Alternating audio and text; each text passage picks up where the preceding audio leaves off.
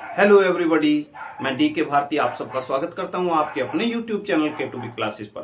प्यारे बच्चों, आज हम वर्ड्स का अर्थ निकालना जानेंगे और वो कैसे निकलता है इस पे हम डिस्कस करेंगे। तो प्यारे बच्चों, आइए बिना समय गवाए हम जानते हैं कि दिए गए वर्ड का कैसे अर्थ जाने। तो प्यारे बच्चों, किसी भी वर्ड का अर्थ जानने के लिए सबसे पहले हमें उस वर्ड की सिलेबल्स पर या मॉर्फीम्स पर या फिर रूट वर्ड्स पर ध्यान देना पड़ता है। तो ये बात यदि हमें पता हो कि कौन सा रूट वर्ड है, कौन सा सफिक्स है, कौन सा प्रीफिक्स है और कौन सा मॉर्फीम है, तो हम आसानी से अर्थ निकाल सकते हैं। तो प्यारे बच्चों, यहां देखिएगा, ये आपके सामने थीस्ट, ये अपने आप में एक कंप्लीट वर्ड भी है, फिर भी हमने इसे यहां एक रूट वर्ड की तरह ले लिया है। और यदि ये रूट वर्ड नहीं है और कंप्लीट वर्ड है तो ये बना कैसे है। देखिए, यहां सबसे शुरू की हमने वीडियो में थी और थियो,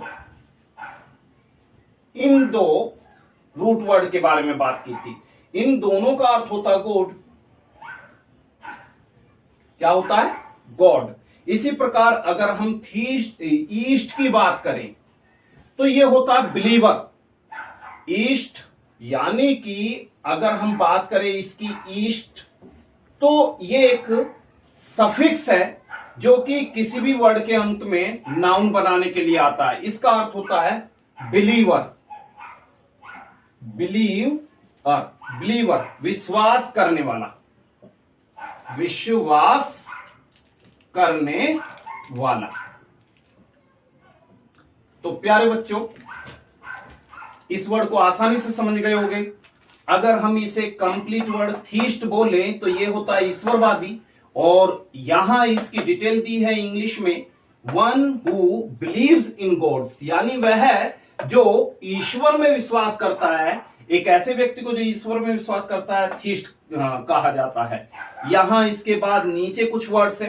मोनो मीन्स वन, यानी कि एक के अर्थ में मोनो यूज होगा, बाई टू के अर्थ में होगा और ट्राई थ्री के अर्थ में होगा।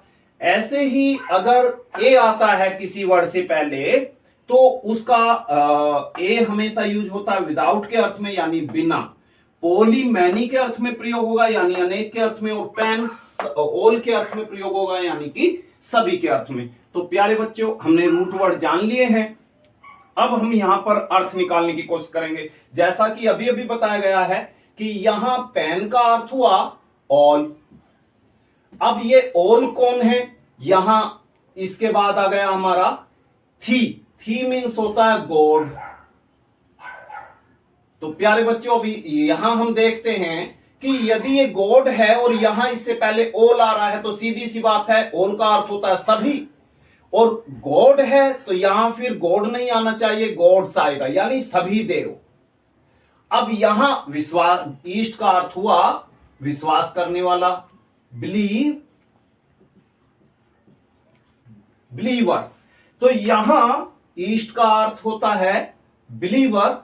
इस प्रकार पता चला कि एक ऐसा व्यक्ति, यानी ऐसा व्यक्ति जो विश्वास करता है सभी देवताओं में। इस प्रकार हम इसका अर्थ ले सकते हैं कि सर्व देववादी, यानी कि बिलीवर का अर्थ गया वादी, विश्वास करने वाला, और यहां देव, और इस प्रकार सभी। तो प्यारे बच्चों, पता चला हमें इसका अर्थ हो गया पैंथीस्ट। पैंथिस्ट का अर्थ हुआ सर्वदेववादी। इसी प्रकार यहां पर पता चलता है, यहां आ गया ट्राई। तो ट्राई का अर्थ होता है, जैसा कि बताया है, थ्री, यानी तीन, और थी मीन्स, अब यहां तीन है तो तीन के बाद तो प्लूरल नाउन आएगी, गॉड्स। यहां ईस्ट का अर्थ हुआ बिलीवर।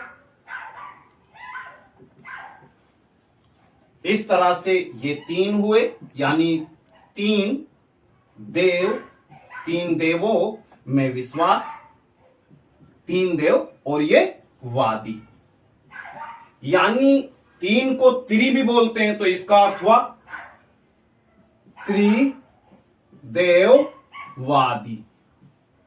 तो प्यारे बच्चों, आसानी से मैं समझता हूं आपके ये मेथड समझ में आ गया होगा और आसानी से आप भी अर्थ निकाल सकते हैं। यहां पर अब हम चलते हैं एथीस्ट की तरफ। तो यहां एथीस्ट का अर्थ जैसा कि बताया था कि विदाउट, यानी बिना। यहां आ गया थी गॉड और यहां आ गया ईस्ट, बिलीव, वर्क। इस तरह से पता चला यहां बिना देव वाला व्यक्ति, यानी वह ये हुआ वादी, यानी एक ऐसा व्यक्ति जो देव के बिना रहता है। अर्थात देव के बिना रहने का मतलब यह हुआ जिसको देवों में विश्वास ही नहीं है, जो ये मान के चलता है कि देव है ही नहीं, तो उसे बोलते हैं एथीस्ट। यानी कि एथीस्ट का अर्थ गया नास्तिक।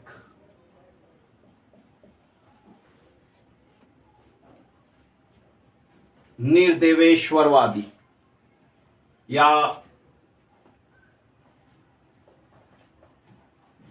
बिना देव में आस्था करने वाला। इस तरह से अब हमारे पास में एक पोली शब्द है। जानिए, पोली का अर्थ होता मैनी। अब मैनी के बाद है वही थी मीन्स होता गॉड। अब अच्छे से जानो, अगर मैनी आया तो गॉड्स प्लूरल होगा, यानी बहुत से देव। और ईस्ट हुआ हमारा बिलीवर। इस तरह से पता चला कि एक ऐसा व्यक्ति जो विश्वास करता है मैनी गॉड्स, बहुत से देवताओं में, अर्थात बहु देववादी। प्यारे बच्चों, आशा करता हूं कि आपको ये मेथड, दिए गए शब्द का अर्थ निकालने का ये मेथड अच्छे से समझ में आ गया होगा। आपके लिए 2 वर्ड्स जो ब्लैक बोर्ड पे हैं वो आपके लिए होमवर्क है और आप उन्हें कमेंट में लिख करके भेजें। इसी के साथ आपसे विदा चाहता हूं। Thank you for watching the video.